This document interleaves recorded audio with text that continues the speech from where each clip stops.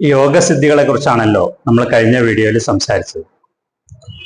അതിന്റെ ബാക്കി ഭാഗമാണ് ഈ വീഡിയോയിൽ ഉള്ളത്. അപ്പൊ യോഗസിദ്ധികൾ എന്ന് പറഞ്ഞാൽ പലപ്പോഴും വളരെ നിറം പിടിപ്പിച്ച കഥകളായിട്ടാണ് നമ്മൾ ഇന്ന് കേട്ടുവരുന്നത്.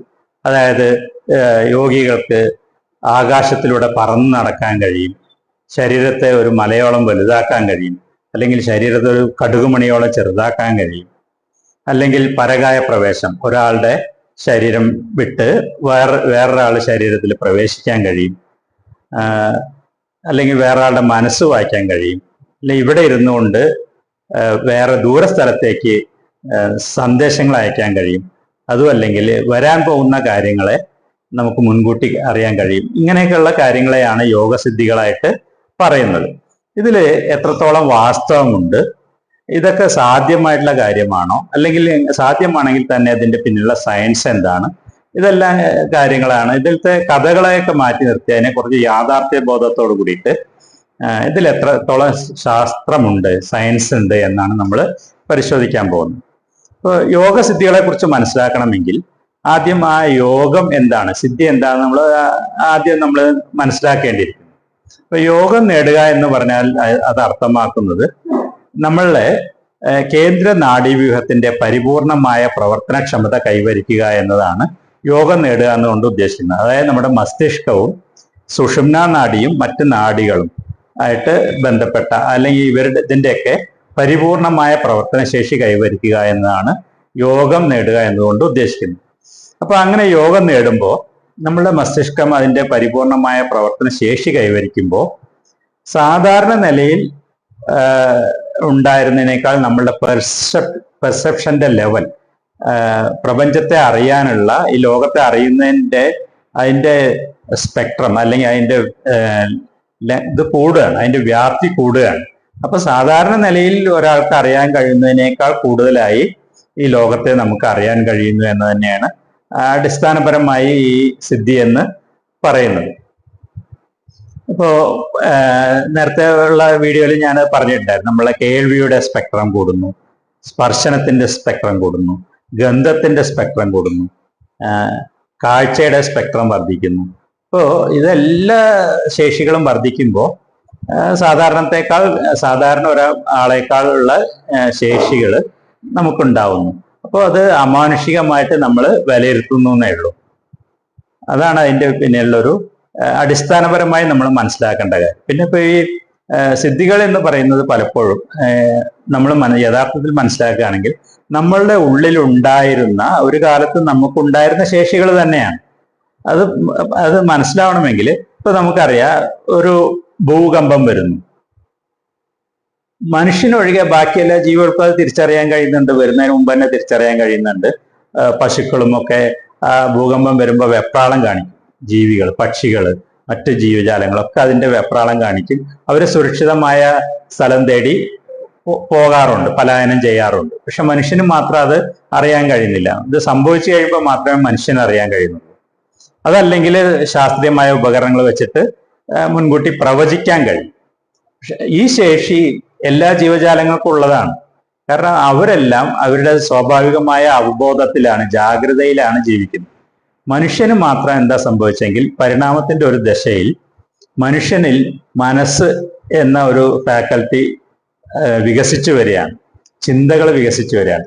അപ്പോൾ ഏതൊരു ശേഷിയും കൂടുതൽ കാലം ഉപയോഗിക്കാതിരുന്നാൽ അത് സുഷുപ്താവസ്ഥയിലേക്ക് മാറും. അപ്പോൾ മനസ്സുകൊണ്ട് നമ്മൾ ചിന്തിച്ച് നമ്മൾ പല ഉപകരണങ്ങൾ ഉണ്ടാക്കിയപ്പോൾ ഇപ്പൊ നമ്മളെ കണ്ണിന്റെ ശേഷി കൂട്ടുന്നതാണ് കണ്ണട, അല്ലെങ്കിൽ ദൂരദർശിനി. കണ്ണിന്റെ കാണാനുള്ള ശേഷിയെ കൂട്ടുന്ന ഒരു ഉപകരണമാണ്. സൂക്ഷ്മദർശിനി കണ്ണിന്റെ സൂക്ഷ്മമായ ലോകത്തെ കാണാനുള്ള ശേഷി വർദ്ധിപ്പിക്കുന്നതാണ് സൂക്ഷ്മദർശിനി. ഇങ്ങനെ ഓരോ അവയവത്തിന്റെയും ശേഷി വർദ്ധിപ്പിക്കുന്ന ഉപകരണങ്ങളാണ് നമ്മൾ കണ്ടെത്തിയിട്ടുള്ളത്, ഈ ബുദ്ധി ഉപയോഗിച്ച് കണ്ടെത്തിയിട്ടുള്ളത്. അങ്ങനെ വന്നപ്പോൾ എന്താ വെച്ചാൽ, സ്വാഭാവികമായ ബുദ്ധിക്ക് ആ ശേഷി നമ്മളുടെ ഉള്ളിൽ സുഷുപ്താവസ്ഥയിലേക്ക് മാറിയിരിക്കുകയാണ്. അപ്പൊ ഒരു കാലത്ത് സകല ജീവജാലങ്ങളിലും ഉണ്ടായിരുന്നതും മനുഷ്യനിൽ മാത്രം സുഷുപ്താവസ്ഥയിലേക്ക് മാറിയതുമായ ഫാക്കൽറ്റികൾ, അല്ലെങ്കിൽ ആ ശേഷികൾ വീണ്ടും പ്രവർത്തനക്ഷമമാവുന്നതാണ് യഥാർത്ഥത്തിൽ സിദ്ധി എന്ന് പറയുന്നത്. അല്ല പുതിയതായിട്ടൊരു സിദ്ധി ഉണ്ടാവുന്ന ഒരു കാര്യം ഉണ്ടായി വരുന്നതല്ല. ഒരു കാലത്ത് ഉണ്ടായിരുന്നത് ഇപ്പൊ സുഷുപ്താവസ്ഥയിൽ ഇരിക്കുന്നത് നമ്മൾ വീണ്ടെടുക്കുന്നതാണ് സിദ്ധികൾ എന്ന് പറയുന്നത്. അതുകൊണ്ട് ശാസ്ത്രദൃഷ്ടിയാൽ തന്നെ ഈ യോഗസിദ്ധികളെല്ലാം സാധ്യമാണ്. നമ്മള് കഥകളിൽ കേട്ടിട്ടുണ്ട്, പിന്നെ ഹനുമാൻ ലങ്കയിലേക്ക് ചാടുമ്പോൾ ഒരു സമുദ്രത്തിൽ നിന്ന് ഒരു രാക്ഷസി ഉയർന്നു വന്ന് ഹനുമാനെ തടയുമ്പോൾ ഹനുമാൻ ശരീരം അങ്ങനെ സൂക്ഷ്മമാക്കി രാക്ഷസിയുടെ ചെവിയിലൂടെ അകത്ത് കടന്ന് രാക്ഷസിയെ നിഗ്രഹിച്ച് പുറത്തു വന്ന് വീണ്ടും പഴയ രൂപം പ്രാപിച്ചു എന്നുള്ള ഒരു കഥയായിട്ട് നമ്മൾ കേട്ടിട്ടുണ്ട്. അതെല്ലാം കഥയാണ് ശരിക്കും. യഥാർത്ഥത്തിൽ അവിടെ സംഭവിക്കുന്നത് എങ്ങനെയാ വെച്ചാൽ നമ്മളുടെ ഈ ബോധത്തെയാണ് സൂക്ഷ്മവും സ്ഥൂലവും ആക്കുന്നത്, ശരീരത്തെ അല്ല. ബോധത്തെ സ്ഥൂലമാക്കുമ്പോഴാണ് യോഗികൾക്ക് അങ്ങനെ ബോധത്തെ സ്ഥൂലമാക്കാൻ കഴിയും, ഈ പ്രപഞ്ചത്തിന്റെ അനന്തതയോളം വിസ്തൃതമാക്കാൻ കഴിയും. അപ്പോഴാണ് ഈ അതിവിദൂരമായ ഗ്രഹങ്ങളിൽ ഗോളങ്ങളിലൊക്കെ അതിൻ്റെയൊക്കെ രഹസ്യങ്ങൾ നമുക്ക് കണ്ടെത്താൻ കഴിയുന്നു. അവയുടെ ചലനം, അതിനെടുക്കുന്ന സമയം, അതിൻ്റെ ഗുണം, ഉഷ്ണമാണോ ശീതമാണോ എന്നൊക്കെയുള്ള കാര്യങ്ങളൊക്കെ അറിയാൻ കഴിയുന്നത് ഇവിടെ ഇരുന്നു കൊണ്ട് തന്നെ അന്ന് യോഗികൾക്ക് അറിയാൻ കഴിഞ്ഞിരുന്നു. അത് അവിടെ ചെന്നിട്ടല്ല, ശരീരം കൊണ്ട് അവിടെ ചെന്നിട്ടല്ല, പക്ഷെ ബോധം അങ്ങോട്ട് വികസിക്കുമ്പോൾ അതറിയാൻ കഴിയും. അതുപോലെ നമ്മുടെ ബോധത്തെ സൂക്ഷ്മമാക്കി കൊണ്ടുവരുമ്പോൾ നമ്മുടെ ശരീരത്തിൻ്റെ ഉള്ളിൽ തന്നെ ഏത് ഭാഗത്തേക്കും ഈ ബോധം കൊണ്ട് ബോധപൂർവം കടന്നു ചെല്ലാൻ കഴിയും. അവിടേക്ക് നടക്കുന്ന പ്രവർത്തനങ്ങൾ, ഏതെല്ലാം അവയവങ്ങൾ എങ്ങനെയെല്ലാം പ്രവർത്തിക്കുന്നു എന്ന എല്ലാ കാര്യങ്ങളും സൂക്ഷ്മ ലോകത്തിലേക്ക് കടന്ന് മനസ്സിലാക്കാനും ബോധത്തെ സൂക്ഷ്മമാക്കുന്നതിലൂടെ കഴിയും. ഇങ്ങനെയാണ് യോഗികൾ സർവജ്ഞരായി തീർന്നിട്ടുള്ളത്. ഇതേ ശേഷി കൊണ്ട് തന്നെയാണ് നമുക്ക് പരകായ പ്രവേശം എന്ന് പറയുന്നത്. ഈ ബോധത്തെ നമുക്ക് സൂക്ഷ്മമാക്കിയാൽ ഈ ശരീരത്തിൽ നിന്ന് പുറത്ത് കടന്ന്, ഈ ബോധത്തോട് കൂടി തന്നെ പുറത്ത് കടന്ന് വേറൊരു ശരീരത്തിൽ പ്രവേശിച്ച് അവിടെ ജീവിക്കാൻ കഴിയും. ഇതെല്ലാം സാധ്യമായ കാര്യങ്ങൾ തന്നെയാണ്. ഈ അടുത്ത കാലത്ത് വരെ അതിനുള്ള എല്ലാ ഉദാഹരണങ്ങളും നമുക്ക് ഉണ്ടായിരുന്നു. പിന്നെ ഈ യോഗശാസ്ത്രം തന്നെ അന്യം നിന്ന് പോവുകയും അങ്ങനെ പ്രാക്ടീസ് ചെയ്യുന്ന, ശരിയായി തീവ്രമായി പ്രാക്ടീസ് ചെയ്യുന്ന ആളുകൾ ഇല്ലാതാവുകയും സമൂഹത്തിൽ ശാസ്ത്രബോധം ഇങ്ങനെ കയറി വന്നപ്പോൾ ഇതെല്ലാം അന്ധവിശ്വാസമായിട്ട് മാറിപ്പോയത് കൊണ്ടും നമുക്ക് പറ്റിയിട്ടുള്ളൊരു കാഴ്ചപ്പാടിന്റെ തകരാറാണ്. യഥാർത്ഥത്തിൽ ഇതെല്ലാം സാധ്യമാണ്, ഏതൊരാൾക്കും സാധ്യമാണ്. ഇതൊന്നും അമാനുഷികമോ അൺസയന്റിഫിക്കോ അല്ല. പക്ഷേ ഈ നമ്മൾ പറയുന്ന പോലെ കഥകളിൽ കേട്ടിട്ടുള്ള പോലെ കഥകളല്ല. അതിലത്തെ പൊടിപ്പും തൊങ്ങലൊക്കെ അതിനെയൊക്കെ നമ്മൾ ഒഴിവാക്കി കഴിഞ്ഞാൽ, അതിൻ്റെ ഉള്ളിലേക്കുള്ള ശാസ്ത്ര സത്യം മനസ്സിലാക്കി കഴിഞ്ഞാൽ നമുക്ക് അറിയാം യോഗം എന്നതും യോഗസിദ്ധി എന്നതും ശാസ്ത്രീയ അടിസ്ഥാനത്തിൽ തന്നെ നമുക്ക് വിവരിക്കാൻ കഴിയും. ഈ ശേഷിയെ സംയമം എന്നാണ് പറയുക.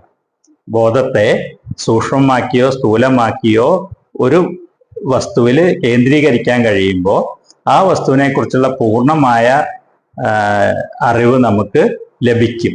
ഇതിനെ നമ്മൾ സംയമിക്കുക എന്നാണ് യോഗ ഭാഷയിൽ പറയുക. ആ സംയമം ശീലിച്ചാൽ, അത് പ്രാക്ടീസാണ്.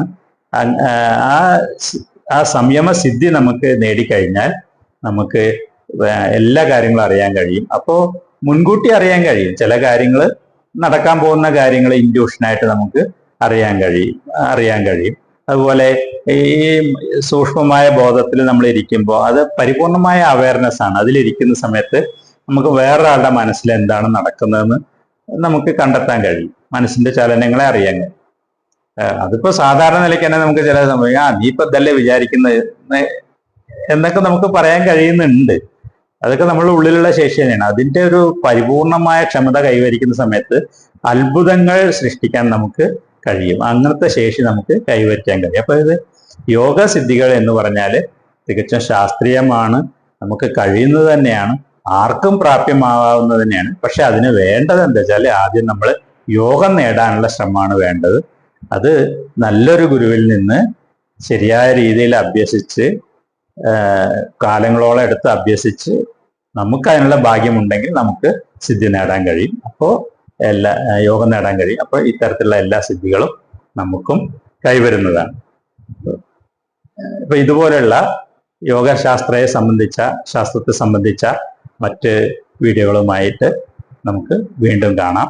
അതിനു മുമ്പായിട്ട് ഈ യോഗശാസ്ത്രത്തിന്റെ സംബന്ധിച്ച മുഴുവൻ വിവരങ്ങൾ അടങ്ങുന്ന ഒരു പുസ്തകം ആണ് തുരീയം, ബോധോദയത്തിൻ്റെ രാസവിദ്യ എന്നൊരു പുസ്തകം ഇറങ്ങിയിട്ടുണ്ട്. ആ പുസ്തകം ആവശ്യമുള്ളവർ ഇതിൽ കൊടുത്തിട്ടുള്ള നമ്പറിൽ വാട്സാപ്പിൽ ബന്ധപ്പെടുകയാണെങ്കിൽ ആ പുസ്തകം അയച്ചു തരുന്നതാണ്. 200 രൂപയാണ് പുസ്തകത്തിൻ്റെ വില. പോസ്റ്റേജ് സൗജന്യമായി.